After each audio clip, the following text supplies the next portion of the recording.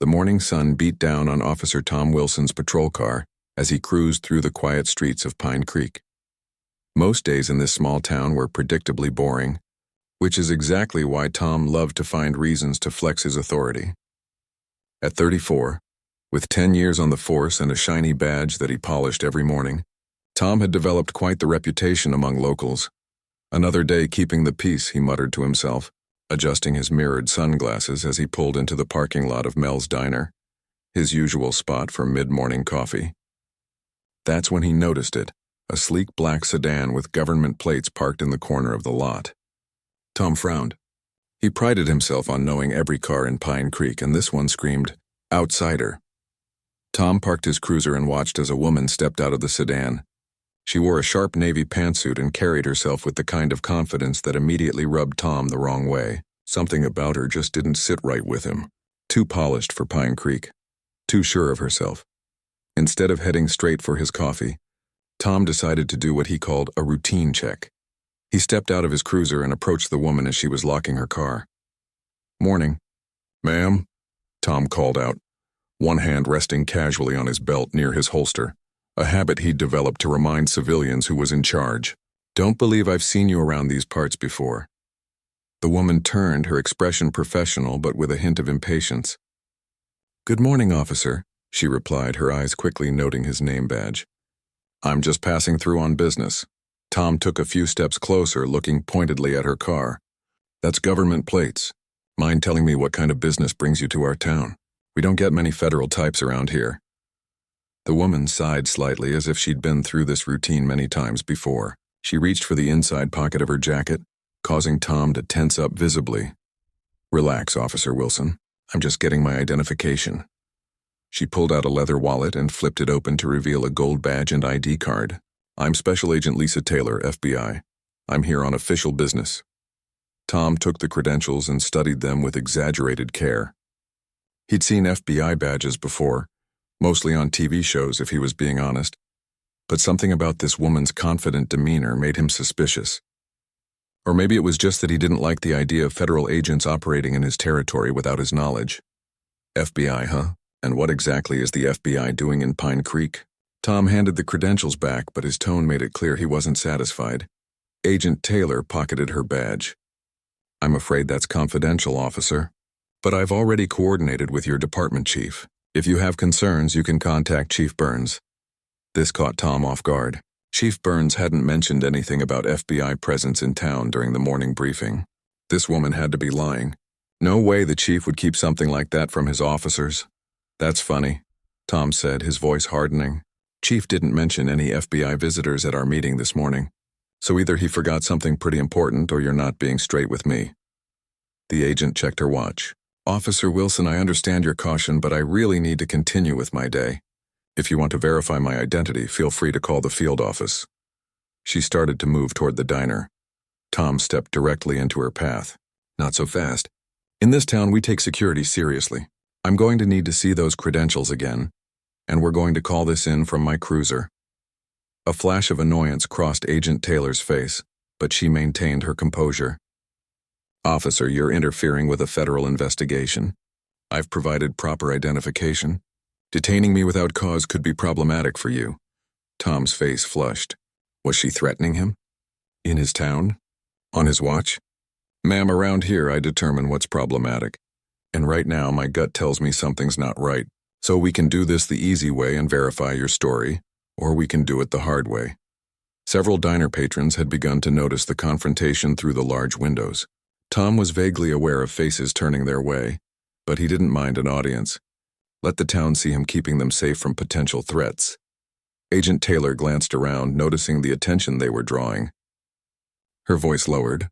"Officer Wilson, I understand you're doing your job, but this is becoming disruptive.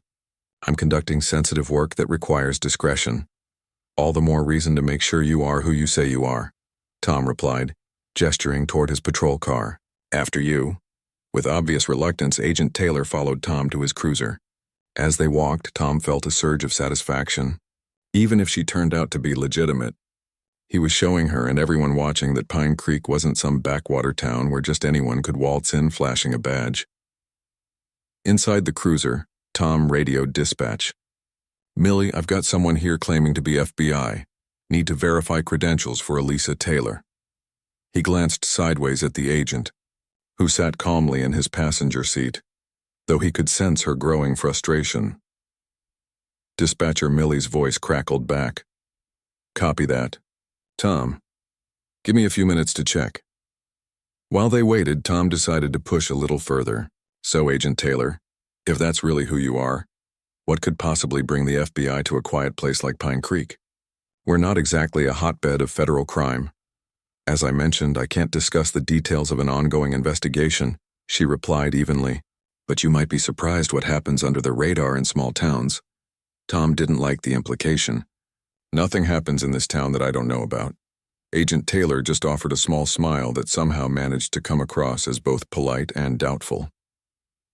The radio crackled to life. Tom, I'm not seeing any record of FBI activity authorized in our jurisdiction, and Chief Burns didn't mention anything about it to me either. Tom's suspicions solidified into certainty. Well. Looks like we have a problem, ma'am. Officer Wilson, if your dispatcher is checking local records, you won't find anything. This operation is managed at the federal level. Call the FBI field office in Portland. My supervisor is Assistant Director Ryan Chen. Tom smirked. Don't worry, we'll get to the bottom of this. In the meantime, I'm going to have to ask you to come down to the station while we sort this out. This is completely unnecessary, Agent Taylor said, her patience clearly wearing thin. I'm on a tight schedule. Crime doesn't run on a schedule in Pine Creek, Tom replied smugly as he started the engine. And impersonating a federal officer is a serious crime. I am not impersonating anyone, she said firmly. You're making a mistake. Tom pulled out of the diner parking lot, nodding to the curious onlookers who had gathered near the entrance. We'll see about that. During the short drive to the police station, Agent Taylor made a single phone call. Tom couldn't hear the full conversation, but he caught phrases like being detained and local interference. Rather than making him reconsider, it only reinforced his belief that he was doing the right thing. Anyone could make a phone call and pretend to be talking to federal authorities. When they arrived at the Pine Creek Police Station, a modest brick building that also housed the town's small courthouse, Tom escorted Agent Taylor inside with a hand firmly on her elbow. He noticed how the other officers looked up in surprise at the sight of him bringing in such a professionally dressed woman. Got someone here claiming to be FBI? Tom announced loudly to the room. No record of any federal operations in town, though. Thought we should check it out properly. Officer Diane Kelly approached them, her expression concerned. Tom, what's going on? Found her at Mel's. Says she's FBI on some secret mission chief supposedly knows about. Dispatcher couldn't confirm. Agent Taylor addressed Officer Kelly directly. Officer, I am Special Agent Lisa Taylor with the FBI. Your colleague is interfering with a federal investigation. I've provided proper identification, which he has chosen to ignore. Diane looked uncertainly between them. Did you call the field office to verify? That's what we're about to do, Tom said, steering Agent Taylor toward an interview room. And until we get confirmation, our visitor here is going to wait where I can keep an eye on her. As Tom closed the interview room door, leaving Agent Taylor inside, he felt a surge of pride. This would definitely be a story to tell at the next poker night. How Officer Tom Wilson caught someone pretending to be FBI in their small town. Maybe he'd even get a commendation if this turned out to be something big. What Tom didn't notice was the concerned look that passed between Diane and the station sergeant, or the way the sergeant immediately picked up the phone and stepped into a private office, closing the door behind him. Tom got himself a coffee, taking his time. Let her sweat a little, he thought. Teach her that in Pine Creek, they didn't just take people at their word. Badge or no badge. He had no idea that within the next hour, his whole world would come crashing down around him, and the lesson being taught would be directed at him instead. Tom sipped his coffee at his desk, occasionally glancing through the window of the interview room where Agent Taylor sat. She didn't look nervous or worried, just annoyed and increasingly impatient. She'd asked for water, which Tom had eventually brought her, taking his sweet time about it. She'd also requested to speak with Chief Burns, but Tom told her the chief was out at a meeting. That wasn't entirely true. The chief was indeed out, but he'd be back soon enough. Tom just wanted more time to handle this situation himself. Officer Diane Kelly approached Tom's desk, her expression troubled. Tom, don't you think we should call the FBI field office directly? If she really is an agent, Tom interrupted, then she can wait while we do our due diligence. And if she's not, well, we've potentially stopped a federal impersonator. Win-win. He leaned back in his chair, hands behind his head. Besides, what's the rush? It's not like Pine Creek is a hotbed of criminal activity needing the FBI's attention. Diane frowned. I just think I've got this under control, Tom said firmly, ending the conversation. Inside the interview room, Agent Taylor had taken out a small notebook and was writing something down. Tom watched her through the window. What was she doing? Making up more lies? Plotting her next move? He decided it was time for another chat. Tom entered the room without knocking, closing the door behind him. Getting comfortable, Agent Taylor? He made air quotes around the word agent. She looked up calmly. Officer Wilson, I've been detained for nearly 45 minutes now. I've provided valid identification, offered contact information for my supervisor, and suggested you call the Portland field office to verify my identity. Instead, you've chosen to ignore standard protocol. May I ask why? Tom sat across from her, spreading his hands on the table. Let's just say I've been a cop long enough to know when something doesn't add up. FBI doesn't just show up in Pine Creek without a reason, and certainly not without informing local law enforcement properly. As I explained, this operation is classified. Communication was handled at the department head level. She closed her notebook. Your chief knows about my presence here. When will he return? When he returns, Tom said vaguely. In the meantime, why don't you tell me what the FBI is really doing in Pine Creek? Maybe I can help. I know every inch of this town, every person worth knowing. Agent Taylor studied him for a moment. Officer Wilson, let me be perfectly clear. Every minute you delay me is interfering with a federal investigation. This isn't about your ego or your territory. This is about national security and following proper jurisdictional protocol. Tom felt his face grow hot. Don't talk to me about protocol when you sneak into my town flashing a badge that could be fake for all I know. The badge isn't fake, and I didn't sneak anywhere. I arrived openly and was about to have a cup of coffee before meeting my contact when you decided to make a scene. She leaned forward slightly. Officer Wilson, I understand territorial instincts, but this has gone far enough. Make the call to the field office. Tom stood up. I'll make the calls I deem necessary when I deem them necessary. This is still my jurisdiction. As he turned to leave, Agent Taylor said quietly, You know what I find interesting about small-town officers like you? You're so desperate to prove your worth that you often miss the bigger picture. Tom stopped, his hand on the doorknob. And what exactly is that supposed to mean? It means that sometimes a person's greatest weakness isn't their lack of authority, but their misguided belief that authority equals respect. Her voice remained calm and measured. Real respect is earned through competence and good judgment. Tom felt a surge of anger. Who was this woman to lecture him about respect and judgment? He'd been serving Pine Creek faithfully for a decade. He knew what was best for his town. We'll see who's exercising good judgment when this is all sorted out, he said, and left the room, closing the door with slightly more force than necessary. Back at his desk, Tom noticed several of his colleagues glancing his way and then quickly looking away when he made eye contact. Diane was on the phone, speaking in hushed tones. The station felt different somehow, tense. Sergeant Pete Miller, a veteran officer whom Tom generally respected, approached his desk.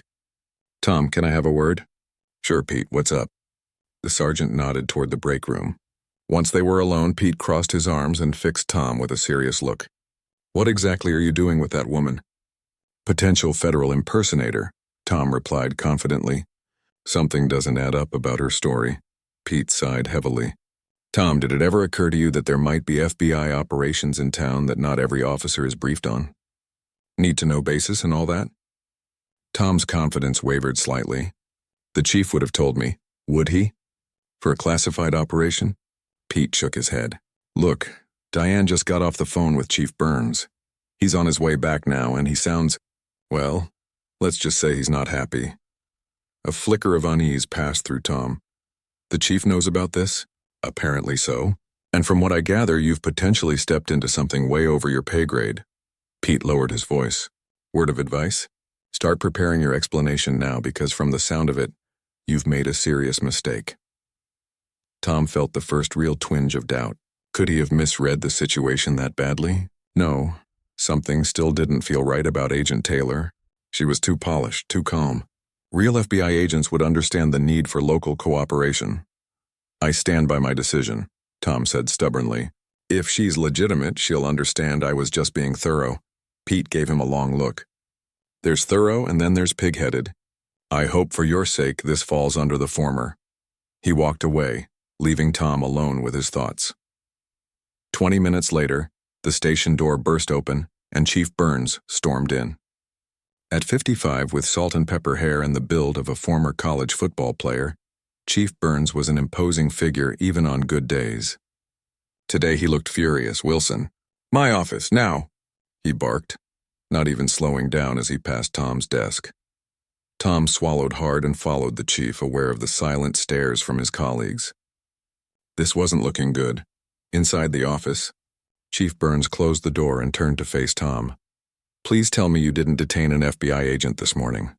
Sir, I encountered a woman claiming to be FBI. Her credentials seem suspicious, and her credentials are perfectly legitimate. The chief interrupted. Agent Taylor is here as part of a joint task force operation that's been in the works for months. I was briefed on it last month. Tom felt the blood drain from his face. Sir, I wasn't aware. No, you weren't aware because it was classified. Need-to-know basis. Chief Burns ran a hand over his face. Tom, do you have any idea what you've done? You've potentially compromised months of careful work because you couldn't be bothered to follow proper verification procedures. I did try to verify by asking Millie to check local records. That's not verification for a federal agent. You should have called the field office directly, which you were apparently too proud or too stubborn to do. The chief's face had turned an alarming shade of red. And now I've got the FBI assistant director calling me, demanding to know why one of his agents is being detained without cause. Tom felt his stomach sink. This was bad, really bad. Sir, I was just trying to be cautious. We don't normally get FBI in Pine Creek, which should have been your first clue to handle this by the book instead of playing cowboy. Chief Burns sat heavily in his chair. I've always given you some leeway because you're a good officer when you put your mind to it. But this is a different level of screw-up, Tom. There was a knock at the door and Diane poked her head in. Chief, the FBI assistant director is here, along with 3 more agents. Chief Burns closed his eyes briefly. Send them in. Tom felt like the floor was shifting beneath his feet. This couldn't be happening. In the 10 years he'd been on the force, he'd never faced anything like this. The door opened wider, and a tall, distinguished-looking man in his 50s entered, followed by 2 younger agents in dark suits. The assistant director's gaze immediately fell on Tom, his expression unreadable but somehow more threatening for its calmness. Chief Burns, the man said, extending his hand. Assistant Director Ryan Chen, I believe you have one of my agents. Chief Burns shook his hand. Yes, sir. We're rectifying that situation immediately. This is Officer Wilson who made the error in judgment. Assistant Director Chen turned to Tom. Officer Wilson, Agent Taylor is one of our best field operatives. She's currently leading an investigation that spans 3 states and involves millions of dollars in financial crimes. Your actions today have put that operation at risk and potentially compromised her cover.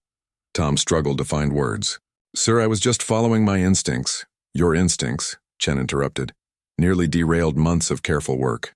In the future, I suggest you follow protocol instead. He turned back to Chief Burns.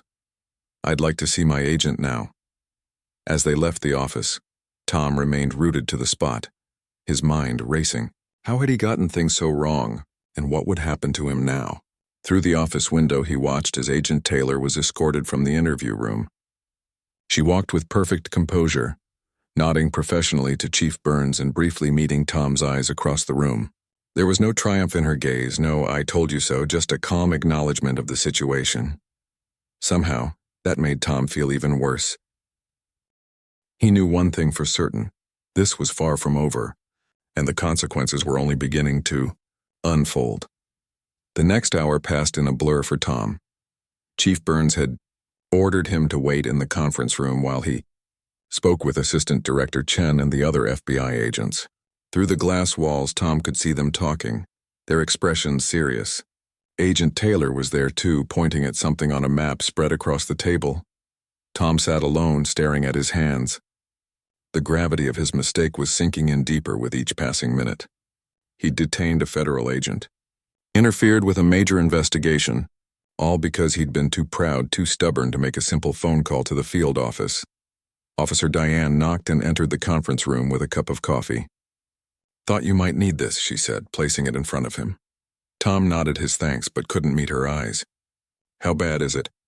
Diane hesitated. "It's not good, Tom. The FBI team is pretty upset. Apparently, Agent Taylor was supposed to meet a confidential informant at the diner this morning. When she didn't show, the informant got spooked and left. They're trying to re-establish contact now." Tom winced. "I really messed up, didn't I?" "Yeah, you did." Diane didn't sugarcoat it, which Tom appreciated. At least someone was being straight with him. "But for what it's worth, I don't think you're the first cop who let their ego cloud their judgment." "Doesn't make it any better." "No, it doesn't." She glanced over her shoulder at the meeting in progress. "Look, I should get back. Just prepare yourself, okay? The chief is talking about possible suspension." After Diane left, Tom sipped his coffee without tasting it.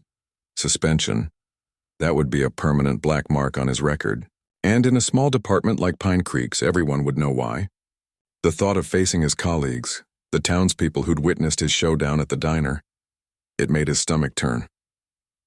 Through the glass, he could see Chief Burns now standing, gesturing emphatically. The FBI agents looked unmoved. Agent Taylor remained calm, occasionally speaking a few words that seemed to carry weight with everyone at the table. Another half-hour passed before the door finally opened. Chief Burns entered, his expression grim. "They're leaving now," he said, closing the door behind him. "The FBI team is heading to Portland to regroup and figure out how to salvage their operation." Tom swallowed. "Chief, I want to apologize." "Oh, save it," Chief Burns cut him off. "I'm not the one you need to apologize to, and quite frankly, I'm not in the mood to hear it right now." He sat down across from Tom with a heavy sigh. "Do you understand what happened today?"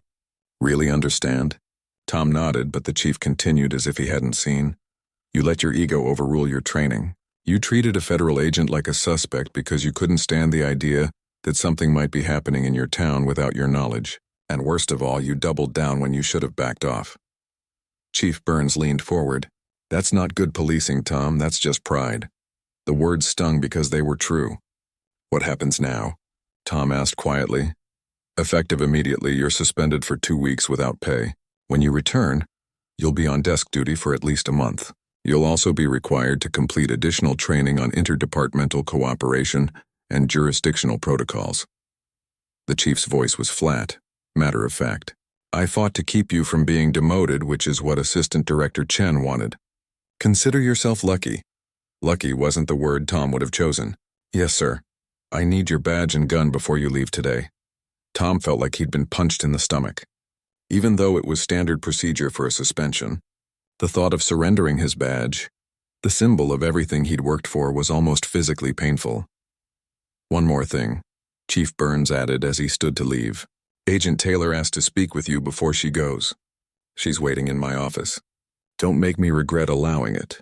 Dread pooled in Tom's stomach as he made his way to the chief's office. What more could Agent Taylor possibly have to say to him? Hadn't he been humiliated enough for one day? He knocked on the office door. "Come in," called a now familiar voice. Agent Taylor was standing by the window looking out at the small-town street. She turned as Tom entered, her expression neutral. "Officer Wilson, thank you for coming." Tom closed the door. "Did I have a choice?" A ghost of a smile touched her lips. "We always have choices. That's rather the point of this conversation." She gestured to the chairs. "Shall we?" They sat, an uncomfortable silence stretching between them. Tom finally broke it. "If you're waiting for an apology, I am sorry. I made a mistake." "Did you?" Agent Taylor asked. "Make a mistake, I mean." Tom frowned, confused. "Obviously. I detained an FBI agent and compromised your operation. Yes, those are the consequences of your actions. But I'm more interested in the actions themselves. Why did you detain me, Officer Wilson?" The question caught Tom off guard. He'd expected anger, a lecture, maybe even gloating. Not this calm inquiry. "I had concerns about your credentials, did you? Even after I showed you my badge and ID? Even after I suggested you call my supervisor or the field office?" She tilted her head slightly. Or was it something else? Tom shifted uncomfortably. I don't know what you mean. I think you do. Her voice remained level, not accusatory but persistent. You saw someone operating in what you consider your territory, someone with authority that might supersede yours, and your instinct wasn't to cooperate but to control. Tom wanted to argue but found he couldn't. She was right. Here's what I've observed about you, Officer Wilson, she continued. You're not a bad cop. Your record shows competence. Your colleagues respect your abilities, if not always your attitude, but somewhere along the way you started equating authority with personal value. Your badge became your identity rather than your responsibility. Her words hit uncomfortably close to home. Tom had never thought about it that way, but hearing her lay it out so clearly made him recognize the truth in it. The irony, Agent Taylor said, is that by trying so hard to assert your authority, you've undermined it. Real authority doesn't come from a badge or a gun or how loud you can shout. It comes from judgment, from earning trust, from knowing when to stand firm and when to step back. Tom looked down at his hands.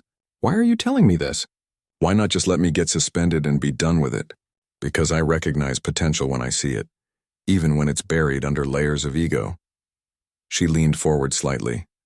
And because I've seen too many good officers ruin their careers because they couldn't separate their identity from their position. Tom met her gaze. I don't know if I can change overnight. I wouldn't expect you to. Change takes time and consistent effort. She stood up. But perhaps this experience will serve as a reminder whenever you're tempted to let pride drive your decisions. As she moved toward the door, Tom found himself asking, the operation, how badly did I mess it up? Agent Taylor paused. We lost contact with a key informant. We'll have to rebuild that trust, which takes time we don't have in abundance. But we'll adapt. That's what we do. She turned back to him. The question is, what will you do now, Officer Wilson? Before Tom could answer, she continued. By the way, that notebook you saw me writing in, I was documenting everything about our interaction. Your refusal to follow protocol, your dismissal of my credentials, the unnecessary detention. Standard procedure when a federal agent encounters interference. Tom felt his face grow warm with embarrassment. Will that report become part of my record? That depends on what happens next, she replied. My job is to note facts, not to determine consequences. But I will be following your case with interest. With that, she opened the door. Good luck, Officer Wilson. I hope our next meeting, if there is one, will be under better circumstances. After she left, Tom sat alone in the chief's office, replaying her words in his mind. The badge becoming his identity rather than his responsibility. Authority confused with personal value. These weren't comfortable thoughts, but they rang true. He reached for his badge, running his thumb over the metal surface. For 10 years, this small piece of metal had defined him, given him purpose and pride. But somewhere along the way, that pride had twisted into something ugly. Something that made him see threats where there were only colleagues. Challenges to his authority where there was only cooperation. As Tom prepared to hand in his badge and gun, he wondered if he could really change. Was it possible to redefine himself after all this time? To see his role as a responsibility rather than a right? He didn't know. But as he left the chief's office, he realized that for the first time in years he was seeing himself clearly. And maybe that was the first step toward becoming the officer he should have been all along.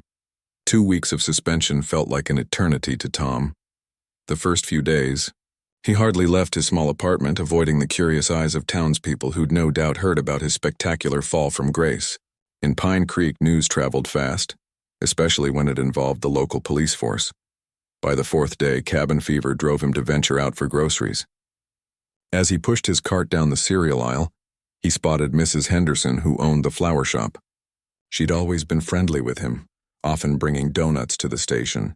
Today she gave him a tight smile and quickly turned down another aisle. Whatever tomorrow brought, Tom realized he was actually looking forward to it, not with arrogance, but with a newfound humility and determination to do better. Tom arrived at the station early the next morning. He'd barely slept, his mind racing with questions about why Agent Taylor would request his help after everything that had happened. He'd made coffee and reviewed his notes on local business owners, determined to be prepared for whatever the day might bring. The conference room had been set up for the FBI briefing, with maps of Pine Creek spread across the table, and photos of several local establishments pinned to a board. Tom took a seat near the back, not wanting to appear too eager. Officers filtered in gradually. A few nodded to Tom. Others pretended not to notice him. Diane gave him an encouraging smile as she sat nearby. At precisely 9 a.m., Chief Burns entered with Agent Taylor and Assistant Director Chen. Tom straightened in his seat, trying to appear professional despite the nervous energy coursing through him. "Good morning, everyone," the chief began.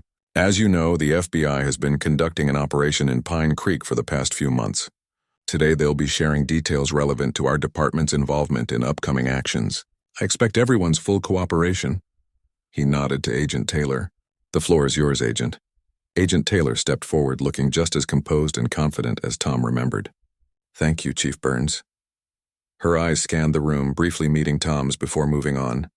"For those who haven't been briefed, we've been investigating a money laundering operation that spans several states.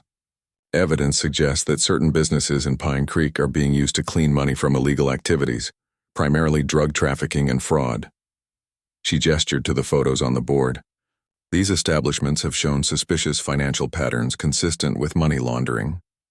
Large cash deposits followed by immediate transfers, businesses that show significant profit on paper despite low customer traffic, and unusually complex ownership structures that trace back to shell companies." Tom studied the photos. Mel's Diner was among them, the very place where he'd first confronted Agent Taylor. The irony wasn't lost on him. "Next week, we'll be executing simultaneous search warrants at these locations," she continued. "We believe most of the business owners are unwitting participants.